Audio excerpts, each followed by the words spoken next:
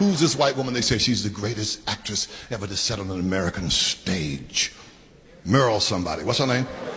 Meryl Streep. Guess who she getting ready to play? Harriet Tubman.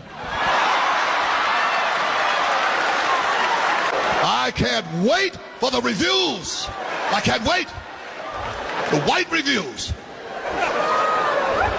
She was absolutely brilliant. The makeup was phenomenal. When she freed the first slaves, I got naked in the theater. See, you laughing because you know I'm bullshitting you, but that Hollywood's so god crazy, it might be true. So let me get this straight. This woman came onto Beyonce's internet, the World Wide Web, the www.coms, if you will, and said that she is the Harriet Tubman of influencing.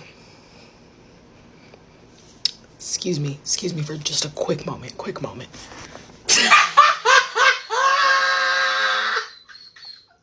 What the? Okay, so this story right here, it's got people talking, and honestly, I see why. There's a white actress who's actually suing a library because they wouldn't let her perform as Harriet Tubman. Yeah, you heard that right. Now, for me, that didn't sit right. Harriet Tubman isn't just a historical name in a textbook. She's family. She's part of the soul of Black history, someone who risked it all to lead our people to freedom. So when I hear that a white woman wants to be her, act like her, speak in her voice, it hits different. But here's where it gets tricky. This woman, Annette Hubbell, she says she wasn't trying to be disrespectful. She says she spent years researching Harriet's life. She's done hundreds of shows playing different women from history. And now, because she's white, she's being told she can't perform Harriet. And she feels like that is discrimination. So now I'm asking myself, is this just a misunderstanding? Is it an honest attempt to share history across cultures? Or is it a case of someone knowing full well that this role wasn't meant for them, but doing it anyway to start controversy? And more importantly, who gets to tell our stories? Can someone who hasn't lived our struggle really speak our truth, even if their heart is in the right place? I mean, we've seen people profit off Black pain, Black culture, and Black identity for years, but we've also seen powerful collaborations where people show real respect and bring our stories to a wider stage. So where does this one fall? This video ain't just about who's right or wrong. It's about understanding how we protect our stories and how we share them. So before we get into the full details, I want you to watch this. Pay attention, listen close, then we're going to break it all down, piece by piece. And I really want to hear from you in the comments, because this one's deep. Annette Hubbell wrote a one-woman show. She portrays historical figures, white like herself and Black. It never occurred to me that that might even be an issue. She says Rancho Santa Fe Library asked her to perform her show for Women's History Month. She gave them a list of characters to pick from. They chose Harriet Beecher Stowe, a white abolitionist, Mary McLeod Bethune, Black civil rights leader, and Harriet Tubman, who escaped slavery and rescued others. A couple weeks before the show, they asked Hubbell to swap out Bethune and Tubman for white characters. And I said, why? And they said, she said, because it's not appropriate for you to be doing this. You're a white woman. And I said, oh, no. You don't understand. I'm honoring these women. And she said, that doesn't matter. And I said, you mean I'm only to perform women whose stories of bravery and courage that should be told if they're white? And she said, that's pretty much it.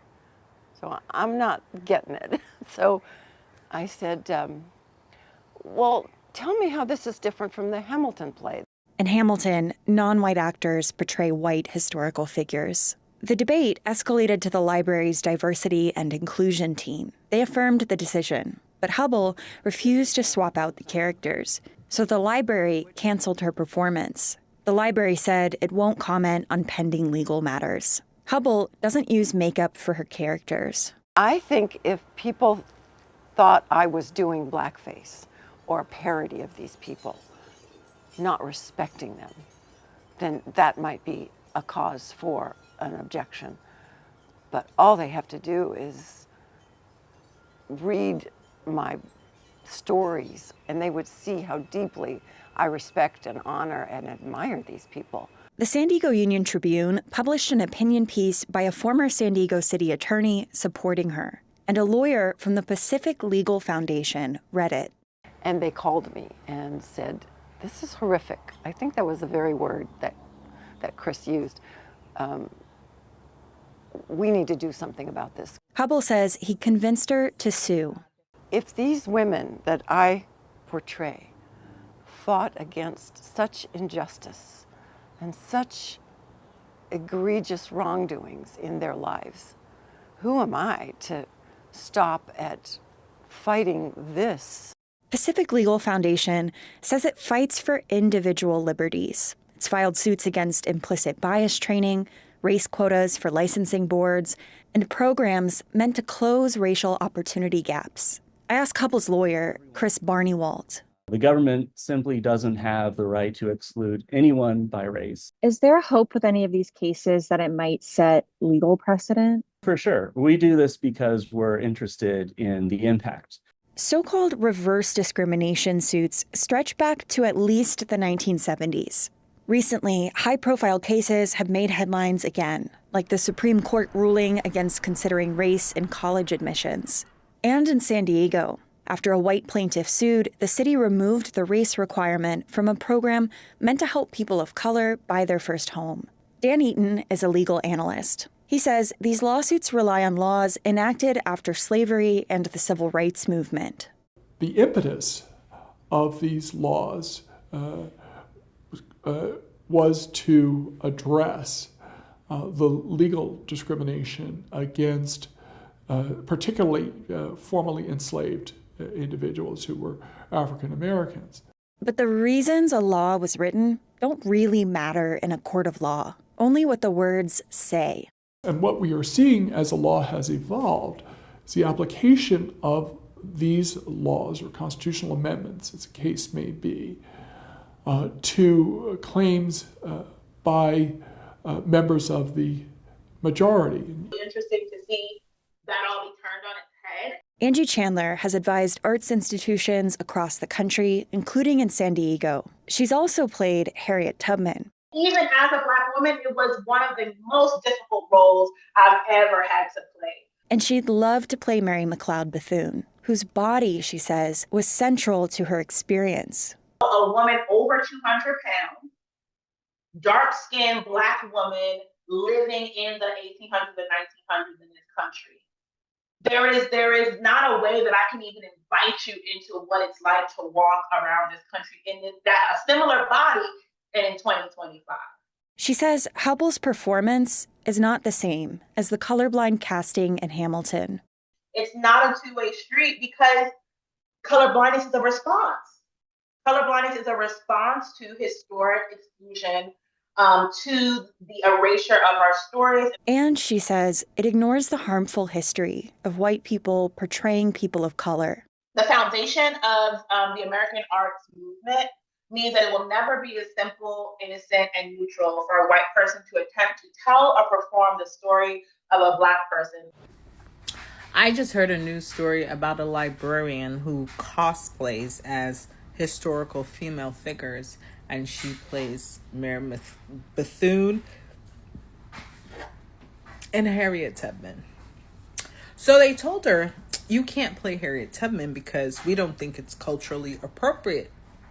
And she said, I don't think you need to be telling me who I can play. I don't think I should only be allowed to play historical figures that are white because I'm white. I should be able to play anybody. Look at Hamilton. They said, okay, lady, no problem.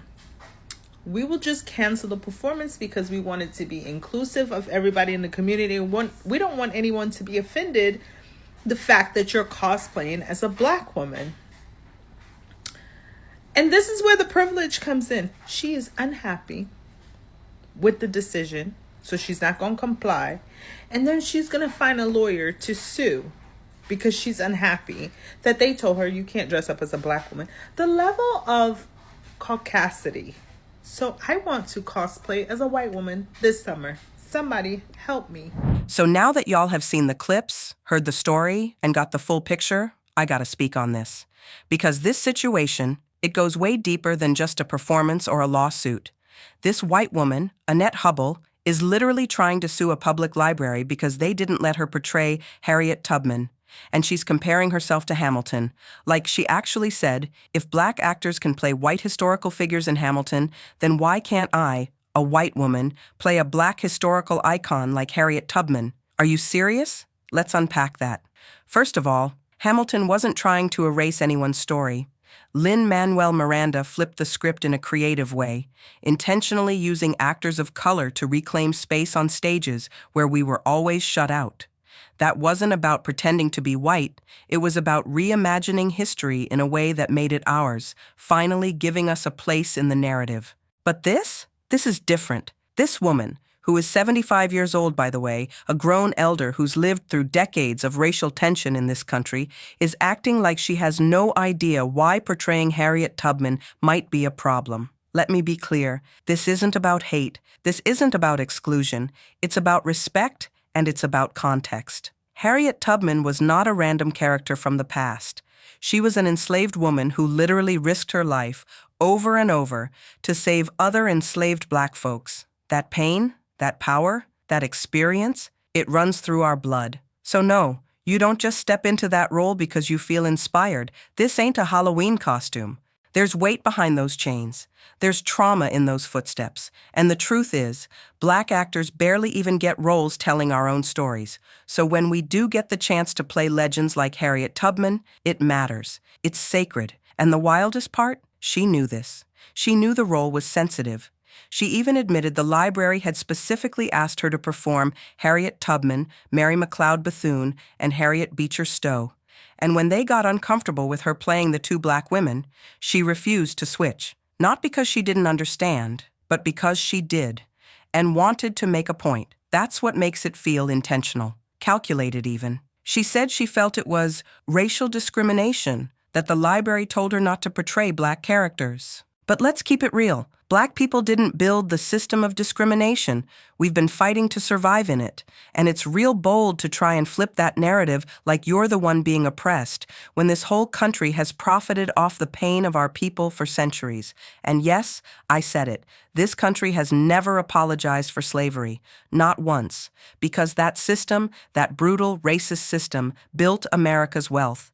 And even today, when black creators try to share our own stories, we get hit with restrictions, bans, and rejection. We're told it's too controversial, too political, too divisive. But when someone outside our community steps into the same space, suddenly it's seen as art or honor or appreciation. Nah, that ain't how this works. Annette claims she spent years researching Harriet Tubman. She says she read biographies, visited historical sites, even interviewed experts. Cool, but research ain't the same as lived experience.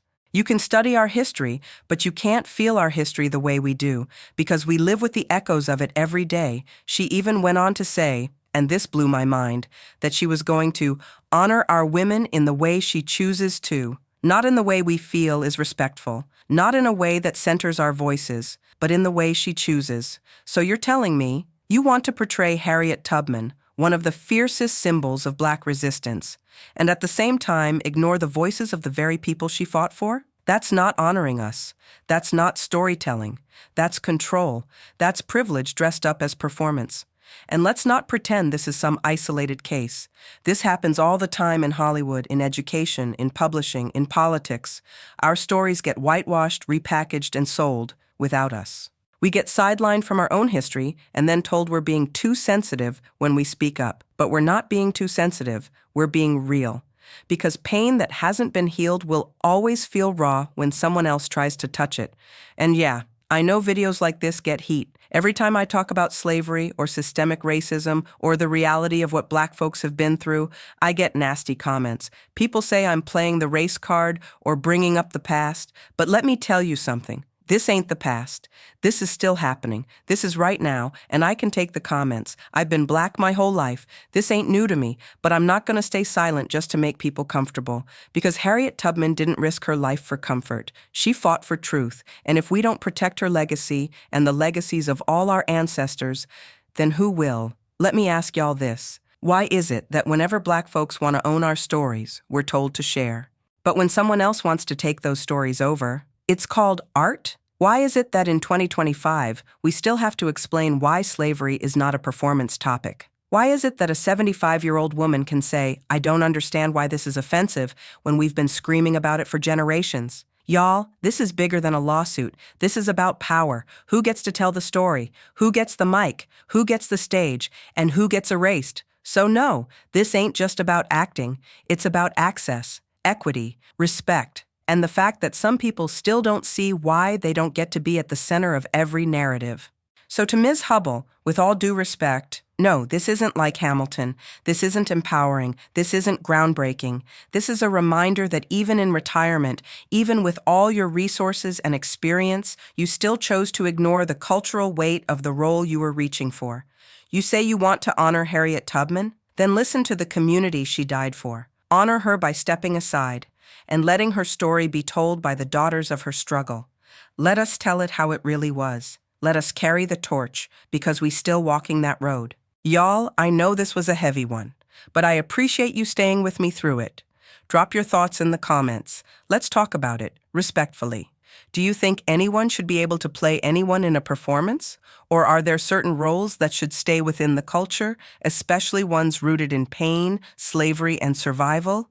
And if you rock with this kind of content, where we talk truth and break it down from our perspective, hit the like button, subscribe, turn on the bell, because we got more conversations to have. And trust me, we're just getting started. Thank you for joining me today. I'll see you in the next one.